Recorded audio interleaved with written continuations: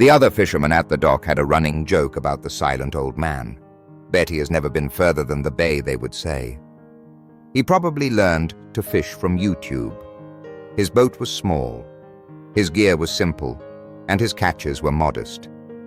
He never bragged, never told sea stories, never even mentioned his name, until his precise commands, flawless seamanship, and crisis leadership saved 20 lives in a maritime disaster that would make national news. Welcome to One Human, One Story.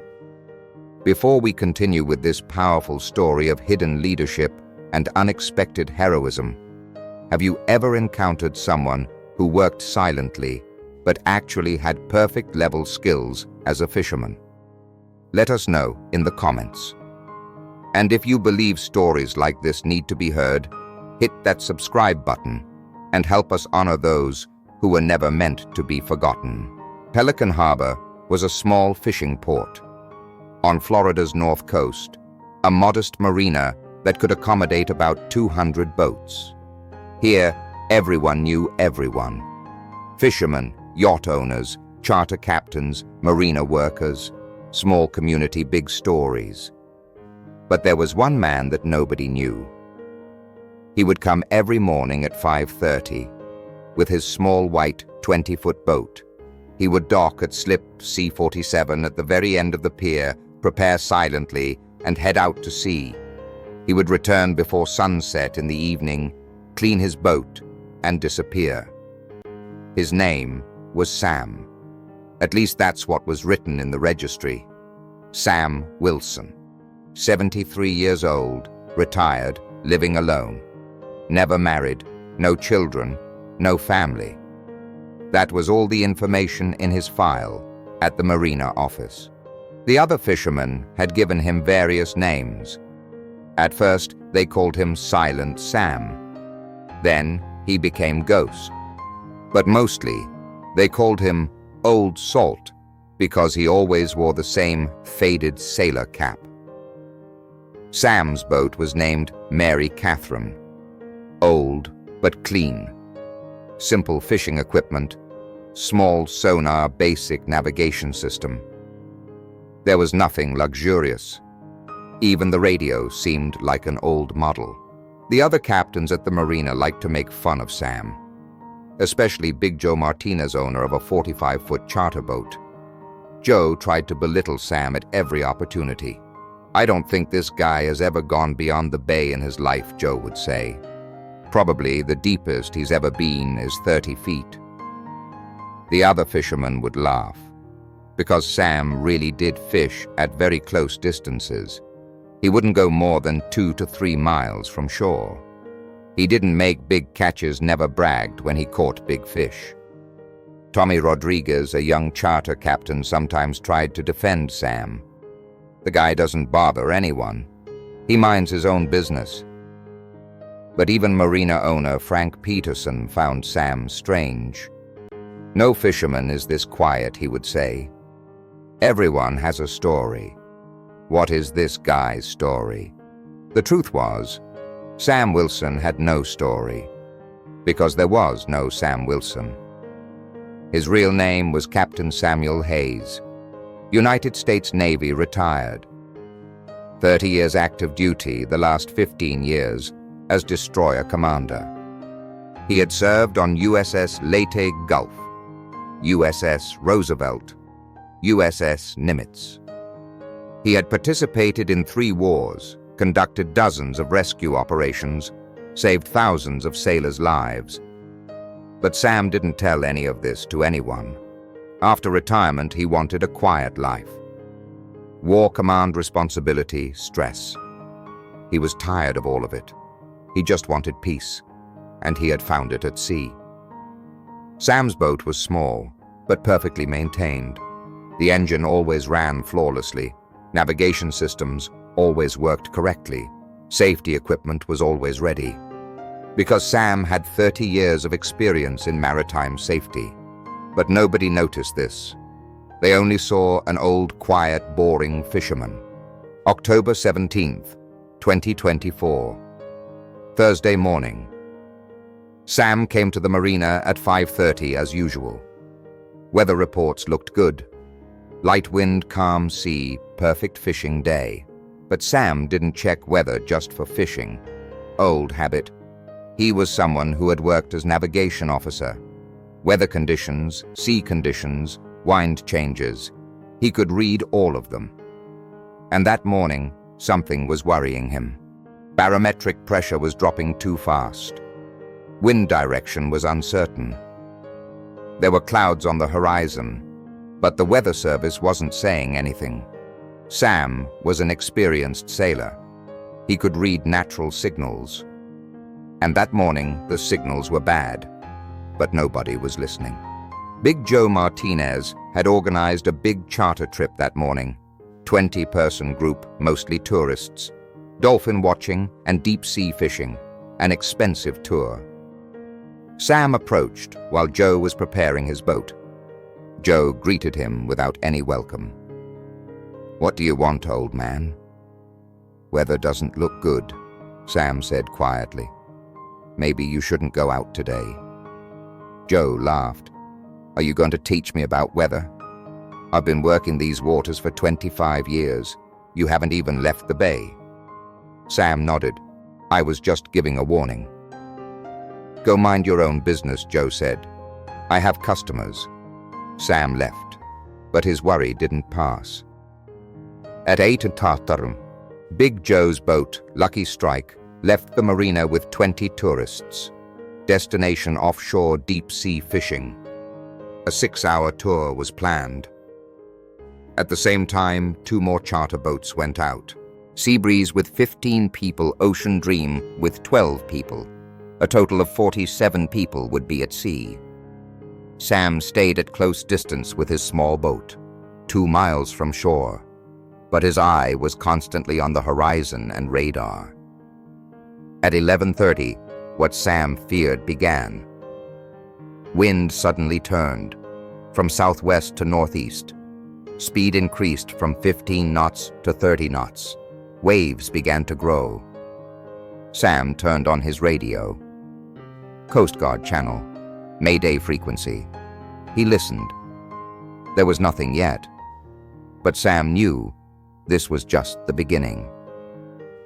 At 12:15, the first call came. Coast Guard, this is Seabreeze. Reporting engine failure. Position 2745 north, 80.12 west. 15 people on board, requesting assistance. Sam's heart raced. Seabreeze's position was 8 miles from shore. Waves were growing, wind was increasing. Coast Guard would take at least 45 minutes to get there. Sam was torn. His own safety or helping. Then the second call came. Mayday. Mayday, Mayday. This is Lucky Strike. Taking on water, repeat. Taking on water. Position 27.52 north, 80.19 west. 20 souls on board. Immediate assistance required. Now, Sam's heart stopped. Lucky Strike was taking on water. 20 people were in danger. Big Joe's boat was 10 miles from shore. The third call came. Coast Guard. This is Ocean Dream. We are disabled. Repeat, disabled. Heavy seas, engine problems. Position 27.48 north, 80.15 west. 12 people on board requesting immediate assistance. 3 boats, 47 people, all in the same area, all in danger. Sam could no longer think. Autopilot kicked in. 30-year Navy captain. He turned on his radio. Coast Guard. This is Sam Wilson. Position 27.42 north, 80.08 west. 3 vessels in distress in proximity. I can coordinate rescue operations. Coast Guard was surprised. Who was Sam Wilson? But there was an emergency. Roger, Sam Wilson. What is your vessel type and capabilities? Small fishing boat, but I have navigation and rescue experience. Proceeding to assist. Sam was no longer a fisherman. He was captain.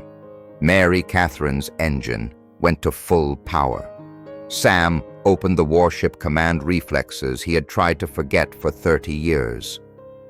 First, he went to Seabreeze, closest and easiest rescue. The boat had engine failure, but wasn't taking on water. 15 people were panicking, but the danger wasn't fatal yet. Sam approached Seabreeze. The captain was young and inexperienced. He was panicking. "Calm down," Sam shouted. "What is your engine status?" "Dead in the water. Can't restart." Sam's boat was small but had towing capacity. He attached rope, began slowly pulling Seabreeze toward shore. But at the same time, he was coordinating other boats via radio. Lucky Strike. "This is Sam Wilson. What is your status?" "We are taking on water fast. Bilge pumps can't keep up. Need immediate evacuation." "Ocean Dream. What is your position relative to Lucky Strike?" "We are about half-mile south. Engine problems, but not sinking." Sam quickly calculated. If he could get Ocean Dream to Lucky Strike, he could transfer people. "Ocean Dream, can you make way to Lucky Strike's position? Trying, but heavy seas." Sam left Seabreeze halfway. "Put it on autopilot. Talk to Coast Guard. Coast Guard Seabreeze secure on tow line heading to Marina. I am proceeding to assist Lucky Strike." "Roger, Sam Wilson. ETA to Lucky Strike." 8 minutes. Sam drove Mary Catherine at full speed toward Lucky Strike. Waves were big, wind was strong. His small boat was being tossed, but Sam was driving with control. When he reached Lucky Strike, the situation was critical. The boat was taking on water. 20 people had put on their life jackets. Big Joe was panicking. When Joe saw Sam, he was surprised. "What are you doing here?" "I came to help you. Prepare for people evacuation. You can't do this. Your boat is too small." Sam was getting impatient. "Joe, shut up and listen. I am coordinating this rescue. Do exactly what I say." Big Joe heard the authority in Sam's voice. This wasn't the same old fisherman. This was a commander's voice. Ocean Dream reached Lucky Strike. Sam coordinated both boats. Ocean Dream approach. Lucky Strike starboard. Very slow. Waves are big. Sam gave instructions to both boat captains. In what order they would transfer people, how they would approach safely, how they would coordinate. People were slowly transferred from Lucky Strike to Ocean Dream. Sam controlled every movement, coordinated every transfer. When the transfer was complete, Lucky Strike had almost completely taken on water. Big Joe was the last to leave. Sam's boat took him. The entire operation took 45 minutes. 47 people had been rescued. Nobody was injured. When Coast Guard arrived, everything was over. Sam had brought all 3 boats to safety. Coast Guard Captain Lisa Chen called Sam on radio. "Sam Wilson, outstanding work. Complete professional rescue coordination. What is your background?" Sam hesitated. "Just someone who loves the sea." "No, sir. This level of coordination and seamanship doesn't happen randomly. Who are you really?" Sam was silent for a long time. Then he answered. "Captain Samuel Hayes, U.S. Navy, retired. 30 years active duty." There was silence on the radio. Then the Coast Guard captain spoke again. "Captain Hayes, thank you for your service, and thank you for today." When they returned to the marina that evening, everything had changed. The story had spread. Sam Wilson was actually Captain Hayes, 30-year Navy captain, destroyer commander, war veteran. Big Joe approached Sam. His eyes were filled. "Captain, I apologize. I didn't know." Sam patted his shoulder. "No problem, Joe. I just wanted to be a fisherman. But now, you are a hero." Sam shook his head. "No, I just did what was right." The following days changed Sam's life. Media came, wanted interviews, wrote heroism stories. But Sam didn't want these. Marina owner Frank Peterson approached Sam. "Captain Hayes, we are honored to know you. You are now an honorary member of the Marina." Sam smiled. "Thank you, Frank. But I still just wanted to fish." "I don't think you can fish anymore. Everyone knows you now." Sam thought. Maybe retirement wasn't like this. Maybe he needed to share his experiences. Tommy Rodriguez, the young charter captain, approached Sam. "Captain, would you teach me seamanship? Like what I saw today?" Sam nodded. "Of course, Tommy. But not just you. All the young people here." Months later, Sam became a maritime safety instructor at Pelican Harbor. He was teaching young captains navigation emergency procedures, rescue operations.